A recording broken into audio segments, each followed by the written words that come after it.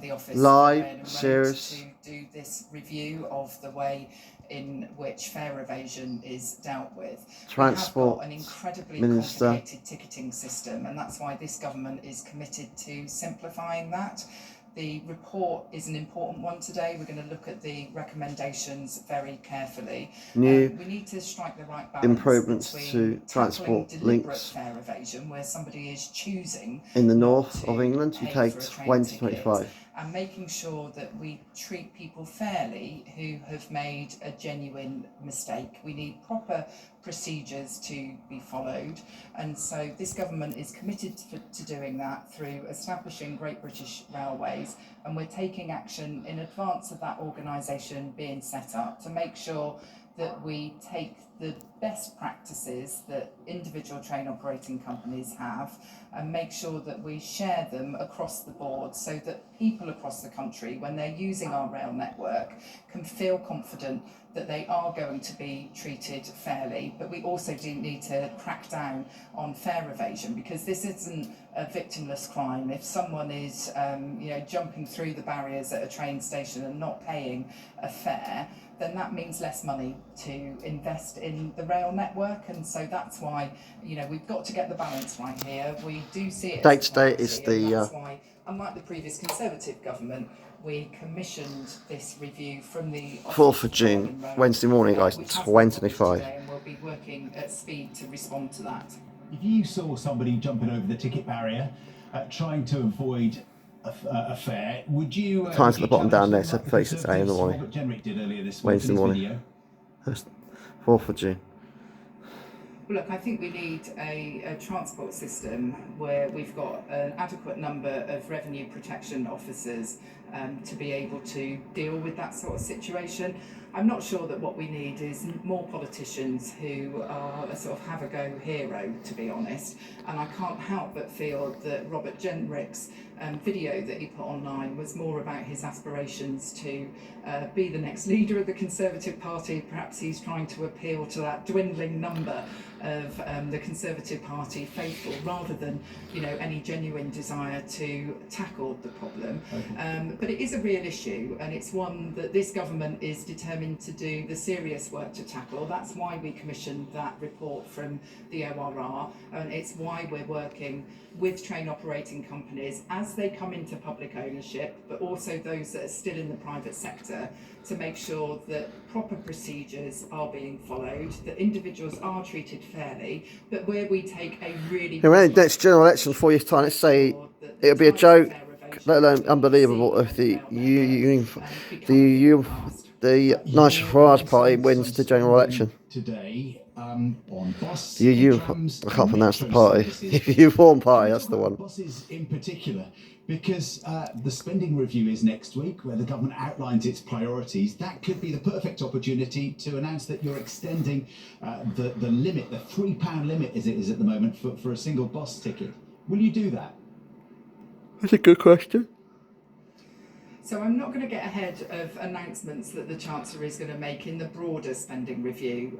What we are announcing today is a particular package of investment, £15 billion for the big cities and the city regions, the towns that surround them, in places like Manchester, Leeds, Liverpool, Newcastle, Birmingham. With respect to the £3 bus fare cap that you asked me about, I am fully aware of how important it is that people have an affordable bus network, that they have access to buses, and so that's something that I've been discussing a lot over recent weeks with the Chancellor, and we will be making our announcements in due course. And you don't want people paying more than £3 for a ticket, do you? So what's really interesting is that the £3 bus fare cap applies to about 1 in 6 journeys, because people who use buses regularly are often using, say... I think to say people are penalised to use the buses in the morning, I think it's disgusting. You can't pay, you have to pay, and you can't use the bus pass until after 9:30 or 10 o'clock, let alone if you're a pensioner. I think that's nasty. But you can use your rail card in the rush hour. That's not right, is it? You just say a rail card. Or you paint. It's just wrong. That it's wrong.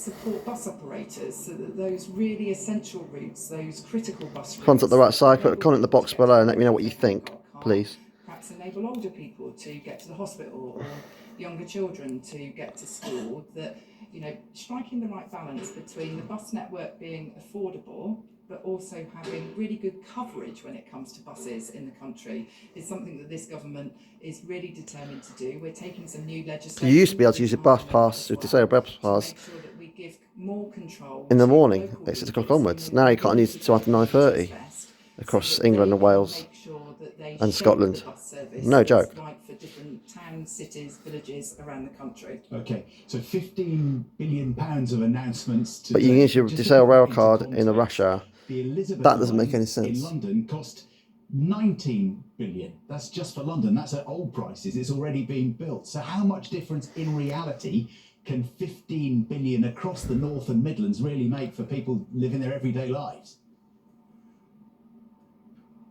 So this is only one component of our investment in transport infrastructure, because remember that we're still building HS2 between London and Birmingham. We'll also be investing billions of pounds in things like the Transpennine route upgrade to better link cities such as Manchester to... We should see the improvements of it in about 4 years' time. And more houses in the UK, which they can't meet the housing target, so that ain't going to work. That isn't going to do the trick. Better trams, better local rail services, and we're giving that money to mayors in... Well, I'm going to have a little dead practice charge in the next 4 years' time, that there is or the huge Union untapped Party. economic potential in these areas. And so if you think... Or we about might have what Labour Tracy for another Brogan, 5 West years. Yorkshire wants to do, she wants to This have is a the mass May transit general system that election. might include trams, so that the next generation growing up in Bradford can access those brilliant jobs in Leeds. It's about, in the northeast, making sure that we extend the Tyne and Wear Metro down to Washington, which is a really important manufacturing area, linking that to people living in Sunderland, people living in Newcastle, over in Liverpool. I know that the Mayor wants to use this money for new bus rapid transit routes, an investment of £100 million to have new rapid bus Whoa. routes going out. Yeah, that's to quite an Liverpool, undertaking, John isn't Lennon it? Airport, to the new football stadium, Believe what that she's Everton saying. got to Anfield. And so this is actually going to make the everyday journey... Same time you want to do that and then spend more on the GP for general defence security of England and increase it from 2.5 to 3.5. So it's not the sum total of the investment. Where's this money coming from, man? So it sounds like you, as Transport Secretary, have done your deal with the Chancellor for the spending review. As we understand it, the Home Secretary hasn't yet finalised a deal for her department. And there's a warning today from the head of the Metropolitan Police, from the head of the National Police Chiefs Council, the National Crime Agency, all writing to the Prime Minister, saying that if you don't invest more money in policing, there will be far-reaching and stark consequences for public safety. There's already been problems. I got attacked last year on the canal. Like that, can they? And that was in a public area. About the spending review have been ongoing. I was still discussing the But you can't do everything. Stop. Until Monday of this week, and I know that there are still some discussions. Stop doing more than you can do. Respect, you can't do everything. Clear as a government that the first duty of any government is public safety, and we will always... You're trying to do more than you should do. Resources that they need You are. to do the job. We did increase the policing budget by over sakes. £1 billion this year, taking it up to over 17 billion. At the election, we committed to recruiting more police officers, PCSOs. You'd be promised that. Constables. We've injected £200 million into the budget. It's not enough, though. To start the work on doing that and to make sure that the police... I've just seen security in prisons lately. Not great. The people's priorities. I would also say, though, that it's also really important that we invest in things like the probation service. So we've injected a further £700 million into the probation service to try and break this cycle of crime, because we know that too many people go to prison and end up coming out better criminals and not better citizens. And so this government wants to take a holistic approach. Well, improve security in the prisons, stop aerial drones coming in, and make security safe for the security guards. There's a delay on the line, but you're also releasing thousands of prisoners early, aren't you? And with that in mind, the senior police officers are saying to the government today, that unless they get more money, even more money, on top of what you've given them already, they might have to ignore some crimes being committed altogether because they just won't It's have enough useless. people, they won't have enough cash to investigate. There's not enough money. Really concerning for lots of people watching this morning. Well, it is concerning. I'm not very happy with them. So, just with respect to the way in which we... Well, the only solution is the release put of taxes up. prisoners, we inherited... You're going to have to put taxes up. Appalling We have to pay more. from the previous government, where we were within days of running out of prison places. What the Justice Secretary has announced is a new earned release scheme where prisoners need to be monitored in prison Tagged. behaviour.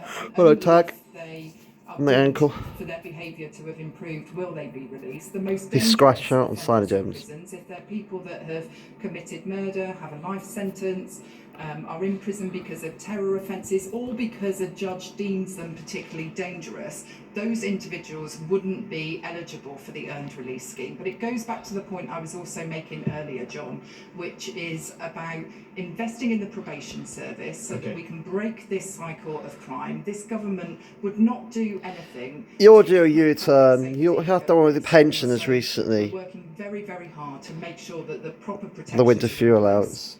We have to leave it there. Heidi Alexander, thanks for joining us. He's scratched out on side German Transport Minister for Labour, Biden.